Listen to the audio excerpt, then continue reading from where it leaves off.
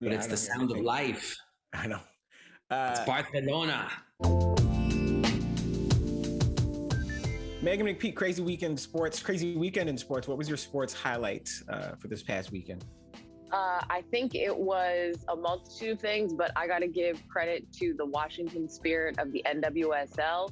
They had a playoff elimination game at Audi Field Sunday night, by the time we're recording this Monday morning, in extra time, getting the W against the NC Courage. I was physically at the game. You guys know I am not an outdoor sport person. So I went outside in the cold, in the fall weather, and I got to be a fan of sport, which was very different from usually actually working the games when I'm at sporting events. So it was wild and crazy. Unfortunately, there was a really bad injury, but they got the W and they will head to Seattle to play on the 14th. Okay, good stuff. Dave Zirin, currently in Barcelona, home of the 1992 Olympics. What was your sports highlight of the weekend? Had to have been being 6 hours ahead of time on the East Coast and having my son send me videos that he's taking with his phone of the television of the Baltimore Ravens losing to the Minnesota Vikings 17-3 with lovely captions like, "My God, we suck, and I think we're losing because you left." All of which made me feel really good. But the fact that the Ravens came back and won that game 34-31 in OT, I got to send him the king text of all, which is, we won that game because we were believing in the Ravens all over the world. Barcelona love. That's why they won. This is why it's bring it international, Canada, DC, Barcelona, España. And for me, the biggest highlight of the weekend, I was in Las Vegas for Canelo Alvarez versus Caleb Plant. Big fight. But the thing about that weekend, so Canelo Alvarez is fighting, and this guy he's tremendously popular. Right, he sold out AT&T Stadium, 73,000 fans. So he's there. Also, the National Finals rodeo was at T-Mobile Arena. And so between Canelo Alvarez fans, not all of them, but a good number of them, and National Finals rodeo fans, what do those two groups of people have in common? Big old cowboy hats. I have never seen so many cowboy hats in one place in my life. Go ahead. I was gonna go with red hair.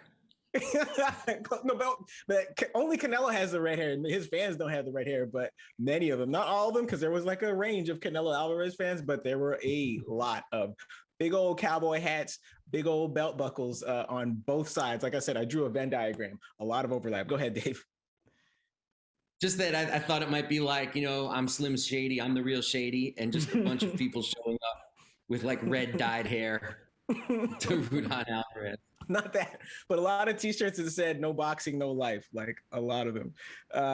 Anyway, so we're back. Like I said, it's been a crazy week in sports. We're going to talk a little bit more about Canelo Alvarez at the end of this episode. But first, thanks for coming back. If you're back, if you're a regular part of this community and this conversation that we're having here at Bring It In, thank you for coming back. And if you're new here, make sure you tune in every week. If you're watching on YouTube, hit like. Leave a comment, subscribe to CBC Sports YouTube channel. If you don't like what you're hearing, because sometimes it gets spicy here and people can't take it, and that's fine. If you don't like what you're hearing, hit dislike, leave a nasty comment. Why is that, Megan McPeak? We like to feed the algorithm. Feed that algorithm paella. You know how it goes. And yeah, so we've been talking to the panel, but let's introduce them properly. We'll start with Megan, since she's right in my face. She's the main screen right now in front of me. Play-by-play voice of the Washington Mystics, play-by-play voice of the Capital City Go-Go, sometimes radio voice of the Washington Wizards, and what's the NWA? Is the Washington Spirit? Yes. And a vocal Washington Spirit fan, Megan McPeak. How we doing? Can't complain. Coming off that dub, feeling good. Good stuff. And now also joining us, not from the book bunker this time, but from, as we said, Barcelona, Spain, author of 11 books, the most recent, which is on shelves now, The Kaepernick Effect, Taking a Knee and Changing the World. Dave Zirin, how we doing? I'm doing great. Sangria plus paella equals Happy Dave. May I also just say, I just realized, and I'm going to include the Ravens in this for you, Dave. Yeah. We're going to exclude the Washington football team, so we're going to swap. All the DC teams got W's this season. Wizards got W's over the weekend. The Spirit got a dub. The Ravens got a dub. And the Go-Go started the season 2-0 over the weekend. So, and DC United got a dub too in Toronto, but they're not in the playoffs, so we don't count them. Well, and I think a lot of people, when they look at MLS teams, when they look at the schedule and see TFC, they see a W, at least this year, which a proud franchise. Let's hopefully they get themselves back together for next season. But man, it's been a tough year if you're a footy fan in Toronto. But this is why Torontonians watch EPL, so they don't have to suffer through this. But yes, okay, we got a lot of stuff to cover this week. Like I said, we're going to come back to boxing during In and Out. We're going to talk bat flips during In and Out. We're going to talk sports owners gone wild. We're going to talk Drake. I'm going to start with you, Dave, because I know you're a student of the civil rights movement. And my question to you is, how come the woke mob critical race theory crowd that's trying to brainwash our kids has never told the real truth about the fact that the March on Washington was Martin Luther King's effort, ultimately successful effort, to get Lyndon Johnson to lift polio vaccine mandates? Well, because there are people in this country who do not believe in the concept of inconvenient truths. And also, where I thought you were going to go with that is the people who talk about woke mobs and trying to force me to get a vaccine and what about my bodily autonomy. They always seem to end on quoting Martin Luther King. Right. The critical race theory people, they're talking about we can't learn about racism in schools. We can't learn about the transatlantic slave trade. They always end by talking about Martin Luther King. And they do this even though, like clockwork, every time they do it, the formidable Bernice King and the entire King family, they always put out statements. What you're talking about has nothing to do with what my father stood for. For sometimes the King family tweets things like, just please read a book. We can send you links. You're quoting my father's name in vain. And so I've come to the conclusion that this has just become yet another, it's unbelievable, but this has become yet another dog whistle. Like you quote Dr. King and it's almost like a wink, like, let's see how much we can piss off the King family, King's contemporaries, people who disagree with us. And to use Dr. King as a way to troll is so not just educationally bankrupt, but there's a moral bankruptcy to doing something like that. It's not dissimilar to tie it to sports. When people would use Jackie Robinson's name in the 60s to say, anybody can make it in this country. Look at Jackie Robinson. And Jackie Robinson would then make speeches where he'd say, please don't use my name that way. I don't want to be used in a way that's used to minimize the fact that we have this systemic issues that are keeping the mass of Black people down. Don't say that I'm proof that the system works. And yet they would use his name anyway and wouldn't stop. And it became after a while like a middle finger to Jackie Robinson to use the name Jackie Robinson. Dave, I think you are giving Aaron Rodgers too much credit if you think that he's quoting MLK to actively troll people. I think on that aspect, he really believes he is some type of freedom fighter. Because the thing about Aaron, the thing that comes through about Aaron Rodgers in this rant that he had on the Pat McAfee show explaining his immunization status, he really does think he is smarter than the rest of us. And he really does believe. But here's all right. Two things. One, if it's really about, if Aaron Rodgers' choice not to get vaccinated is really about the fact that he is allergic to the vaccine, then he could just say that, because people who are allergic to shellfish just say, well, I'm not going to Red Lobster because I'm allergic to shellfish. They don't then embark on an hour-long rant about woke mobs, cancel culture, nails in the coffin, quoting Dr. Martin Luther King. It's like, hey, man, you're allergic to lobster? Cool. Well, let's go to the keg. And that's that. So if really it's just about his allergies, then he could just say that and then no one's going to fight with him. But he went out of his way to mislead people because, yeah, I'm immunized is the exact opposite of no, I'm immunized and not vaccinated. And he knew this. Mm-hmm. And so maybe here's the chicane he's throwing in, right? Maybe because in his quote to McAfee, he said the great MLK, right? And so maybe he's like, oh, you guys just assumed I meant Martin Luther King. I actually meant Malik Lawrence Knight, but there was never a follow-up question. Just like you guys didn't ask me the difference between immunized and vaccinated. It's just the fact that I'm so clever and you guys aren't making me peak. Is Aaron Rodgers, in fact, smarter than the rest of us? No. Like, at the end of the day, I'm never going to say anybody is smarter than science. Because science has proven that it's smarter than people. It continues to adapt to everything throughout the history of humankind. It continues to adapt, and we have to then adapt to it. But I mean, he tried. He really tried it. Like, if, to your point though, Morgan, if you're allergic to the vaccine, why didn't you just say that from the beginning? Right. Like, I'm really just trying to understand that. Like, you could have just said, at this point, until I know more, myself and my medical team and the medical team of the Green Bay Packers don't feel it's safe for me to get vaccinated because, as it stands right now, I'm allergic to the vaccine. Questions would have stopped there. Like, nobody's gonna fight over that. Okay, cool. Like, maybe there's follow-ups a couple months later, late mid-season. Like, hey, have you been able to figure out what the situation is with the vaccine? Can you get vaccinated? Do you want, like, just say you're allergic to it. Like, why do you need to go through this whole rigmarole and try to outsmart everyone and try to wordplay with everybody when you're trying to just tell us that you're allergic to the vaccine? If that's the case, then just say it. Like, being allergic to the vaccine doesn't make you weak. Admitting that you might be allergic doesn't make you weak. Like, I'm really trying to understand his thought process. And I'm really irritated because last week I gave him props for growing his hair out for a freaking Halloween costume. Aaron Rodgers should get into acting because his dedication to getting into character we saw from his Halloween costume. We now know why he grew his hair out. He was preparing to become John Wick for Halloween. And now I'm like, bro, like, what are we doing here? What are we doing? It is like the opposite of a bring it in jinx, because a few weeks back, we all kicked dirt on Aaron Rodgers for having that game with the lowest quarterback rating ever. And he came back and won a whole bunch of games. Now you gave him props and he comes back and repays you with this. But the thing about Aaron Rodgers, like, for a so-called critical thinker, like, the absolute dearth of original thoughts coming from this man is pretty stunning. Like, it was just a bingo game of cliches, nailing my cancel culture coffin, woke mob.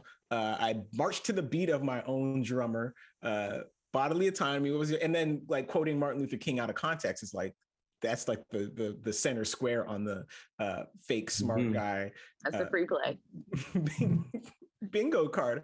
But Dave Zirin, like, how do you? Well, I don't know how you get people to like Rodgers to understand that this thing isn't only about your privacy, but also about the one thing that makes us all care about Aaron Rodgers is the fact that he plays football. And if you are not vaccinated, it does have an effect on your availability to play the game, like we saw Sunday with Jordan Love starting a quarterback because Aaron Hall was out under COVID protocol. So, like, what is there not to understand about this? Go ahead, Dave. First of all, love you to death, Morgan, but you just said Aaron Hall. And as a guy fan, that means the Green Bay Packers will only ever get a piece of my love. But go ahead. Oh, very nicely played. And I don't know what it says about me that I hear the name Aaron Hall and I'm just like, ding, let's talk about Teddy Riley. Okay. But here's the thing. I don't know if Aaron Rodgers has an allergy or not. I mean, at the end of the day, Aaron Rodgers is showing himself to be a me guy and not a we guy. And he's not the first quarterback ever to be a me guy and not a we guy. In the 1987 strike against the NFL, the quarterbacks formed their own club inside the union called the Quarterback Club. And the Quarterback Club tried to do their own separate negotiations from the union. You know how rare it is on an NFL team for the quarterback to actually be the team captain? You would think the quarterback's always the team captain, but oftentimes they're the most remote, least trusted, most coddled person in any locker room. And when you get guys like, the reason why people love Tom Brady is, and I have a lot of criticisms of Brady, don't get me started, but the perception of him is that this is the ultimate we guy. This is the ultimate team guy, and he's going to overlook sometimes some pretty horrific things in your past Yes. if you're on his team, because you're on his team, we guy all the way. Aaron Rodgers, how do you explain that somebody with the most talented arm in the history of the National Football League has one Super Bowl title? And always seems to flame out in the playoffs, because the playoffs is when you separate the me guys from the we guys. And I think that if a lot of these quarterbacks in 1987 would have done the same thing that Aaron Rodgers did. And let's be clear about something. Once we get rid of all the blather, all the woke mob stuff, all the cliches, all the quoting Dr. King out of context, all you really have is a guy who lied and who has a skin that's roughly about as thick as that of a tomato. And he can't stand being criticized. He can't stand being called out for lying. And he's covering it up with all kinds of self-righteous, self-indulgent blather, when at the end of the day, he's just been exposed as a me guy. And that's all there is to it, because even if he did have an allergy, even if he did all these things, he still exposed the media to himself. He exposed his teammates. Yep. He exposed people all around his life, and he didn't care because he's Aaron Rodgers and you're not. That's 100% it, Dave. And so that's another conversation we will keep our eye on, because I have a feeling that the next time somebody sticks a microphone in Aaron Rodgers' face, it would be something, he'll give us a lot to discuss. But for now, let's move on to Raptors Global Ambassador Aubrey Drake Graham, who on Instagram posted the other week, I want to get this quote correct, even though it's a very short quote. At WNBA, I need a Toronto team. Megan McPeak. Does Drake need a Toronto team, or does the WNBA need a Toronto team? I think basketball fans would love one in Canada. And I think when you look at the landscape of the game of basketball and the growth that it's had in Canada over the last decade, we'll say, and especially the success that the Canadian women's senior national team has had, which has been more successful than the men's senior national team, unfortunately. And hopefully they're on the path of changing that narrative for the men's side and being as successful as the women have been in the last decade. I think the game has continued to grow, and it especially grows on the female side of things. More female athletes are wanting to play the game of basketball. And it's much like soccer, where you don't need a lot to play the game of basketball. You need a couple hoops, whether that is a physical, actual basketball hoop, or, throw it back to Dr. James Naismith, a peach basket, or any sort of, device that can catch a ball. You don't even need a basketball. You can play basketball with the soccer ball, as long as you can learn the game and the fundamentals. Dribbling, you can figure out if you don't have an actual basketball, but you can play the game with anything. Much like soccer. So it's very inexpensive versus other sports, hockey. And I think, you see players like Kayla Alexander, Bridget Carlton, Natalie Achonwa, my apologies, Kia Nurse, and the growth of the game, the Tatum sisters, who have been part of the senior women's national team and have subsequently retired prior to this last Olympics. The women's game continues to grow, and you have more and more young players as part of the Canadian women's senior national team program continuing to flourish, whether it's, getting looks at training camp rosters within the WNBA, going overseas and playing with really great teams. The more that these women are put on the front stage and shown the support from the entire country of Canada, you see more access to these players. You see more young girls wanting to look up to these players. And over the course of the last couple of years, the WNBA has become more accessible to fans in Canada for watching, whether it's seeing games on TSN and Sportsnet, having access to WNBA League Pass for the inexpensive cost of under $20 for the entire season. Not just a game, entire season.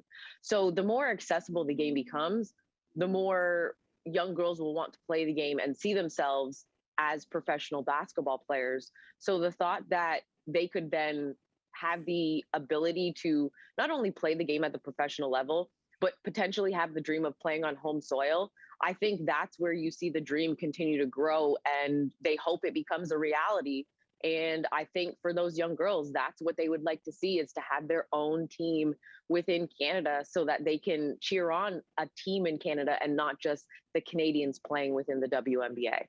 Right. And we've discussed this before. Like, if there's a league that can expand by a couple of, if there's a league that can expand by a couple of teams without diluting the talent pool, it's the WNBA. Because, like, how many teams are in the WNBA right now? It's right now 12. And the only, 12, yes. the caveat though is keep in mind that if the WNBA expands, and this doesn't even include Toronto, if the WNBA expands anywhere, what people sometimes forget is when you have an expansion team, that means there is an expansion draft, which means teams will change, because typically teams can only protect a certain amount of players that will not be added to the pool of players for the expansion draft. So if you love your team and you don't want to see it change, you have to keep that in mind. Expansion means expansion draft, which means rosters will change. So that's the caveat that fans have to keep in mind. But again, if we're doing the math, right, it's, 144 players. 144 players. So you can bump that to, my math is not good, 156, 168, whatever it is, without a big drop, without any drop off in the level of talent, because there's 12 more people outside the WNBA that are good enough to play right now. There's 24 more people. It's not like Major League Soccer, which seems to add new teams like every season, to the point that a lot of people look at Major League Soccer and wonder if it's a pyramid scheme, just kind of wringing these expansion fees from these different people, growing faster and faster than maybe the talent pools can support. Dave Zirin, if you're running a WNBA team in Toronto, who are you building around? The person I'm building around is currently being inspired by people like Kia Nurse, coming up in high school, and is going to change the league forever.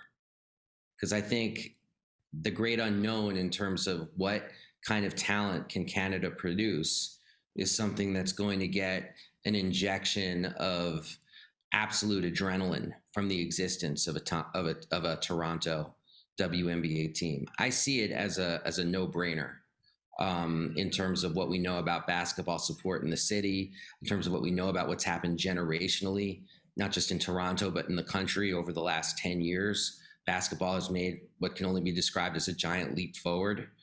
And this is the place. I mean, if the WNBA has a model where it wants to build locally for the purposes of becoming a national brand, it's hard to see anywhere that's going to be more fertile territory for that sort of local building perspective than in a country that is basketball mad and does not have a team. Yeah, well, you know who I'm building my Toronto WNBA team around? I think she's still in school. I had to look up the name because I could picture her. I was like, point guard, little firecracker. She's from Pickering, played at Arizona State, but I could not remember the name. Shayna Pellington. Whenever she's ready to play, I'm ready to watch. Let's do this. Megan McPeak, who are you building your Toronto WNBA team around? Luckily for me, I'm not a general manager, so I don't have to figure that out. But the crop of talent is widely successful that I think you look at, not necessarily a true, like a longtime veteran player, maybe someone who is, 6 years of service or under currently in the W, or with the exception to Dave's point, it could be somebody who is, maybe a junior or senior in high school right now and is starting to gain notoriety, or someone who might be a rookie or a freshman or a sophomore in college right now. But luckily, I only have to talk about the players and talk about the game. I don't have to figure out the interworkings of putting a roster together, and I do not envy the GMs that have to do it. Perfect. Well, you know what? We know that if we put you at the head of an NBA franchise, you would probably do a better job than Robert Sarver. Now, ESPN published this 7,000-word expose and interviewed 70 former and some current employees, a lot of them anonymously, but some of them, like Corliss Williamson and Earl Watson, went on the record, say, here's my name, here's what I saw, here's what he said to me.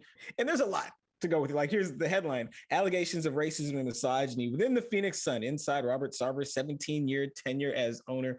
A lot of places to start. Dave, here's where I'll start. I'll start with asking a version of the question Robert Sarver asked. How come Draymond Green can say the N-word, but Robert Sarver can't? Robert Sarver really wants to be able to say the N-word, but he can't. Why can't he, Dave? Because coming out of a white person's mouth, it's racist as hell and disqualifies you from most anything in life that involves socially interacting with other human beings. I mean, it's so funny to me that Robert Sarver, he denied that and told another story that was effectively the same thing. And it's so like he was like, I didn't say why did Draymond say that and I can't. I said, why do these guys have to say that thing? It's the most horrible word in the world. Why should they say it? So in the context, I keep saying it. But I keep saying this most horrible word in the world, and what's wrong with me? I mean, look, the person. What needs to happen is Robert Sarver needs to get Sterlinged and find himself something else to do rather than own the Phoenix Suns. Own the franchise, the Phoenix Suns. He seems to act like he owns the actual players with some of this behavior. But, you know, the person I keep thinking about in this story is Chris Paul. And the journey of Chris Paul throughout his career. And the degree, you got to go back to George Shinn, who used to be synonymous with being the worst owner in the National Basketball Association. People don't remember George Shinn, the person who brought pleats to uniforms. George Shinn was the franchise owner of the Charlotte Hornets. He moved them to New Orleans, where they're the New Orleans Hornets. Hurricane Katrina hits, and they're the OKC Hornets. And this young rookie, Chris Paul, it's on his shoulders to make the move to New Orleans and the team in Oklahoma City palatable for two different audiences. And he somehow was able to do that while making David West, who I love, great guy, but David West, two-time All-Star. I mean, that's a tribute to Chris Paul right there. Then, of course, Chris Paul goes to the Clippers, Donald Sterling. We know that story. Then he has to go to OKC again and play for Clay Bennett, which I wouldn't wish on an enemy. And now he's finds himself with Robert Sarver. And so I think when we evaluate Chris Paul and the inevitable lists that we do over who's the best point guard of all time, you know, something we have to factor in is that franchises really are built top to bottom, bottom to top. And the fish does rot from the head.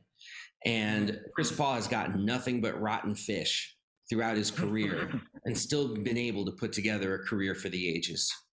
Yeah, and like the owner, if the owner is not a smart sports person, either he or she does just have to know enough to stay out of the sports people's way. But like Sarver, look, man, you want to say the N-word, say what you want, man. If you really want to say the N-word, I can't stop you from saying it, but I also can't guarantee there won't be consequences. So if you lose credibility among players, employees, staff, that's on you.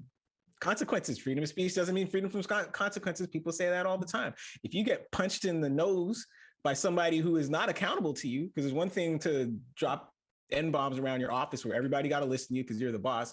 It's something else to do it someplace else where people don't know or care who you are. That's one of the things that happens. So say what you want to say, just be prepared to accept the consequences. But that, for the people that are curious, N-words are more a racial macroaggression. That is more blatant racism as opposed to a microaggression, which we have discussed last week with deploying a word like arrogant and articulate. But that's a different conversation. Megan McPeak, how would Dave raised the issue here? How would you feel about the NBA compelling Sarver to sell this team? This is the tough part, is that I don't know if there's enough within the story to actually get him to sell the team. Like, I don't know. I don't know if there's enough that they could have a situation where he is ousted the way Donald Sterling was. And that's the tough situation, because now you have players who have to figure out if they want to still play for him. You have employees who have to decide if they still want to work for him. it's been interesting to see how the rest of the ownership group that's part of the Phoenix Suns is handling this, because that's the thing, is everybody needs to figure out what can and can't be done within this situation. If we're curious about what his co-owners think, here's an anonymous co-owner quoted in ESPN saying, the level of misogyny and racism is beyond the pale. It's embarrassing as an owner. If you are curious about how the team's co-owners feel about this, but the big difference here between him and Donald Sterling is that with Donald Sterling, you had not just anecdotes and quotes, but you also had that audio tape, and you got to hear him slander not just Black people in general, but like Magic Johnson in particular, who is revered in the basketball community. But and here's the problem, and Dave, I'm going to ask you away on this in a second. Here's the problem that I have with like compelling someone to sell under a situation like this, because there are two ways to boost franchise value, right? You can do it the Masai Ujiri way, which is to build a winner and let the business people do what they do, and they come together on court, off the court, aggressive winning tactics, and build the value of that franchise. Like the Raptors went from $500 million to $2.1 billion, I think it is, in the 8 years that Ujiri's been on the job. Or you could do it the Donald Sterling way, which is to do something really embarrassing. The league comes in and says, you have to sell the team. And then Steve Ballmer comes in and pays $2 billion plus for the Clippers. Like, he has to pay a premium because he's the guy that's coming in to save the franchise from itself. So now if Sarver embarrasses himself and the franchise to the point where he has to sell or feels compelled to sell, he might get more than he otherwise would have gotten. And I can't square that, like this person making more money than he otherwise would have made, not in spite of being an incompetent, racist, misogynist jerk, but precisely because he was one day. What do you say?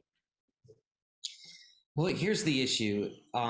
As I see it, I want to first of all agree with what Megan said, which is, it is true that I thought there would be more there when I heard about this bombshell report coming through, because it was hyped to a huge degree. Maybe it got hyped to such a big degree because they knew Sarver was going to do his rebuttal. I don't know what machinations went into deciding how the rollout was going to happen, but it was decidedly not as impressive as I thought it would be. But the comparison with Sterling, to me, is like, I'll just tell you, I've been hearing stuff about Robert Sarver for as long as there's been a Robert Sarver. And similarly with Donald Sterling, it was kind of ridiculous. It's frankly still to this day to me kind of ridiculous that insulting Magic Johnson was the bridge too far. Mm-hmm. When Donald Sterling had a list of racial offenses. I mean, he'd been given the largest fine in the history of the country for housing discrimination. Right.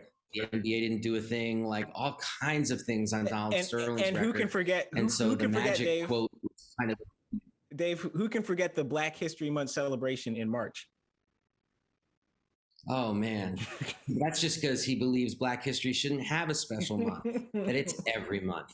You didn't know that that's what Donald Sterling believed? It was his statement against February being the shortest month for Black History Month. No, it's just kind of like, to me, like I was hoping for a coup de grace, because it's not like Sarver has bathed himself in purity and goodness over the course of his tenure with the Phoenix Suns. Yeah, and it's we will see where this story goes. If you guys get a chance, listen to Amin El Hassan on Dan Le Batard's podcast, because he worked for the Suns for a while and he actually dealt with Sarver face to face. And he tells this story about having to guard Robert Sarver in a pickup basketball game. And so now he's caught between, like, because he knows how to play basketball, playing basketball the way he knows how to play, but realizing, oh, geez, here's the team owner. Like, I can't actually not let this guy destroy him in that moment next time. Yeah. I think he knows for break next his time. Ankles and put him in a walking boot. Right. Listen, you don't get successful by getting these handouts. You're gonna learn one way or the other. Turn that into a clip on Instagram. Earn these points. Exactly. Okay. Speaking of Instagram, because we're gonna get to Instagram in the in and out. No, sorry, that's a Twitter clip, but whatever.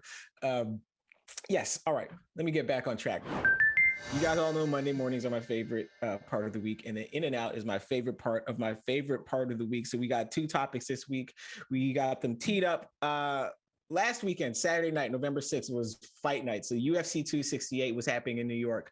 I was in Las Vegas for Canelo Alvarez versus Caleb Plant for the undisputed super middleweight championship of the world. Kamaru Usman, he won the main event at UFC 268, 5-round decision over Colby Covington. Canelo Alvarez, really impressive, methodical 11th round knockout over Caleb Plant. Afterward, Kamaru Usman, who probably makes low 7 figures per fight, somewhere above $1 million, but probably less than 2. He says to numerous interviewers that he wants to fight Canelo Alvarez next time out. Let me find the quote. One of his quotes was, "Of course I want the money because people make a lot of money for fighting Canelo Alvarez." And I can't find the quote, but the point is he wants to fight Canelo Alvarez partly for the money, but partly for the challenge. One of the things he said was, "I want a challenge that scares me. Fighting Canelo Alvarez scares me." Now, if these two ever happen to fight, there's no doubt about who's going to win in a boxing match. So we're not doing this Mayweather McGregor dance again. Oh, a boxer versus a mixed martial artist. There's lots of variables. No, there's not. One person knows how to box. The other one can kind of box. Two very different things. So what I want to know is, Megan McPeak, since you're the one in front of me, are you in or out on this hypothetical matchup lasting more than 3 rounds? You know, I never thought I would ever agree with Dana White. Kamaru's been talking about a possible boxing match with Canelo, which seemed surprising. I mean, is there something that you would even discuss? Is that what he said tonight? Yeah, well, he said it this week. He's just like the greatest pound-for-pound MMA fighter, the greatest pound-for-pound boxer. I watched the Canelo fight tonight. He don't want to fight Canelo. So, like, Monday, November 8th at, what are we, 10:45 a.m. Eastern Standard Time? I'm out on this. I'm out. You're out on this last Dana White. 3 rounds. Yeah. Yeah, I'm out on that. I'm out on this fight ever happening. Don't do it. I've never thought I would ever agree with Dana White, but here I am. What do they say about a broken clock? It's right twice a day. There you go. So there's one. So if we wait 12 more hours, you guys will agree again. Dave Zirin, are you in or out on Kamaru Usman lasting 3 rounds in a boxing match with Canelo Alvarez? Oh, on him being able to do it, I'm out. On them putting together the spectacle, I'm in. Because we've said this before, boxing is the red light district of the sports world, as Jimmy Cannon put it. From the first days of boxing, there have been fights set up like this. The Marquise of Queensberry is a fraud. You know, boxing always has its roots in a sideshow. And if you want to give me a sideshow that I find to be compelling, then such a sideshow we shall watch. Okay, well, I am out on, if this fight ever happens, Kamaru Usman would not last 3 rounds because Canelo Alvarez is he's not like Floyd Mayweather. Like Floyd Mayweather knew he was just going to carry Conor McGregor for 9 rounds and then just beat him up whenever he felt like it. Canelo Alvarez is like much more serious of a competitor. So once he figures out he's going to knock you out, he's going to knock you out. He's not going to wait till the 8th round. He's going to do it then. But Canelo Alvarez is also much too serious of a competitor to take a fight like this. Yes, he likes the money, but it's very clear speaking to him that he likes the challenge and he likes the legacy. So Kamaru Usman is not a challenge for him. The challenge for Dana White is to raise the pay scale for UFC fighters so that your top stars don't feel compelled to try to make matches with boxing stars in order to get an 8-figure payday, because this is what it's all about. I want to say the statistic is about 17% of the UFC's revenue winds up going to the fighters in the form of purses. Imagine a pro sports league, because we get into these collective bargaining discussions all the time. Imagine a pro sports league in negotiations with the union, and the union saying, yeah, we'd like 18% of baseball related revenue instead of 17%. Like in real sports leagues, we're talking about a 50-50 split. In the UFC, it's a 17-83 split, which is why their biggest stars every now and then say, hey, let me find a boxer because I want to make boxing money at least for one night. So I'm out on this fight taking place on Dana White and the rest of the UFC brain trust raising the pay scale. Now, last one over in Japan, our man, Adenia Chavarria, who 10 years ago was the Blue Jays shortstop of the future. Didn't last very long. The Blue Jays wound up playing with the Marlins and the Braves. Now he's over in Japan. He plays for, I can't remember what city it is. The team is called the Marines. He had an epic home run and an epic bat flip in this game. My question to you guys, and the B-roll will show the home run and the bat flip. Dave Zirin, are you in or out on this as the greatest bat flip ever in the history of like the Blue Jays and the Blue Jays diaspora? So is this a better bat flip than Jose Bautista against? I was just about to say that. Go ahead. I mean, if Joey Bats gave us the backflip of all backflips, can it ever really be overturned? Or do we just have to say that's the standard? Who gets to it? The University of Illinois back in the 80s, they would give out something called the Kenny Battle Award to the player because Kenny Battle was on that team. And the Kenny Battle Award was for the player who hustled second best. And so they would say, who wins the Kenny Battle Award? The assumption was that it would always be Kenny Battle if there was just an award. You feel me? So what I'm saying is that if we want to give this guy the Joey Bats Award for the best bat flip in the tradition of Joey Bats, I'd be all for that. But to say it's better or the best feels a little too sacrilegious to me. Very good points, Dave. And my wife, a University of Illinois Sports Hall of Famer, will be very happy that, like, for the second time in 4 weeks, we have said good things about her alma mater, because usually I only talk about how they lose to my school in football. Megan McPeak, where do you rank? Are you in or out on Adenia Chavarria eclipsing Jose Bautista in the pantheon of Blue Jays bat flips? I will always be out on this because I have a spot in my heart for that bat flip because it happened on my birthday. Whoa. Oh. I was watching that game, celebrating my birthday with my family, and the comeback began, and then the bat flip happened.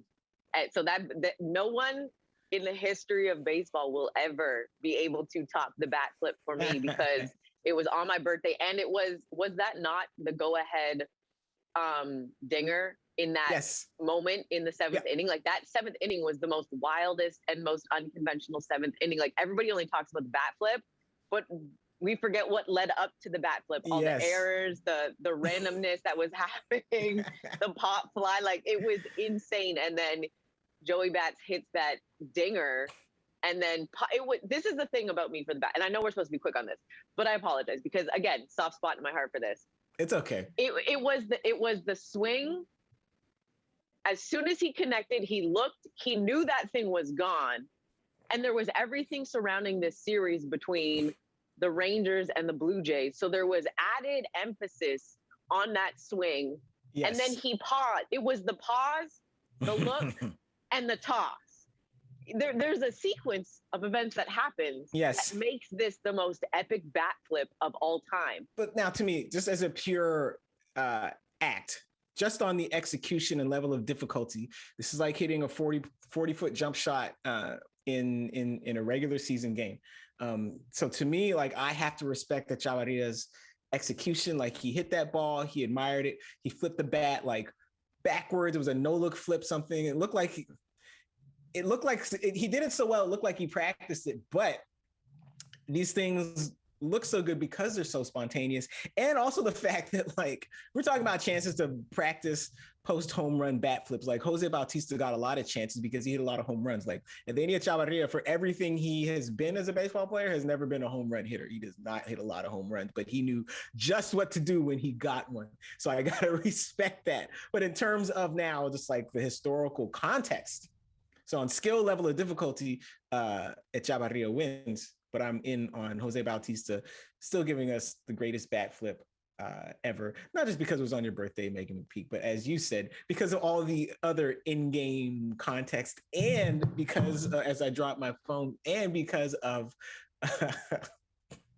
the controversy it caused among the keepers of the game who don't like it when other people celebrate because you're supposed to just react to these once in a lifetime moments. They just don't want us to have fun. Yeah, act like you've been there before. I just hit a game-winning home run. Of course, it's my first time doing it. I'm going to celebrate. Anyway, let me stop because we could literally talk about the Bautista bat flip until the next 12 hours and Dana and Megan McPeak agree again, but we got to go. There's all kinds of things happening. Before we leave, Dave Zirin, you're over in Barcelona. Between episodes, the people are going to get to miss you. Tell the people where they can find you. Dios mío. I'm still going to check my Twitter while I'm over here because I'm doing some writing projects anyway. So if people want to get in touch, you can hit me up at Edge of Sports. Perfect. And Megan McPeak, in between episodes, where can the people find you? As always, on the Twitterverse at Megan McPeak, spelled with an H because it is the right way to do it. Okay, perfect. And you can find me on Twitter and on Instagram at Morgan P. Campbell. You can get caught up on what we do here, my crazy fight weekend and rodeo weekend in Las Vegas. It's all there on my Twitter and on my Instagram at Morgan P. Campbell. I'm not on Facebook or TikTok, so don't look for me there. If you are a regular here, I hope you remember to hit subscribe, hit like, leave a comment.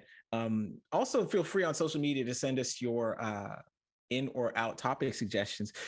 If you are new here, or if you didn't like what you hear, and if you watch this whole 40 minutes, again, muttering under your breath, cursing us out, that's fine because you're still here.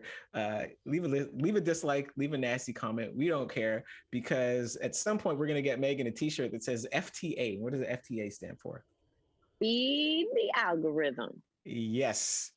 Paella, sangria, keep it well-fed and a little bit tipsy. We'll be happy. Until then, we'll keep our eye on real here. It's 5 o'clock. Is that happy hour? I'm just saying, it's like 10 a.m. where you are. Here, I mean, it's the drinking hour. I bet it is. I bet it is. So look, guys, we're going to keep our eye on the news like we always do.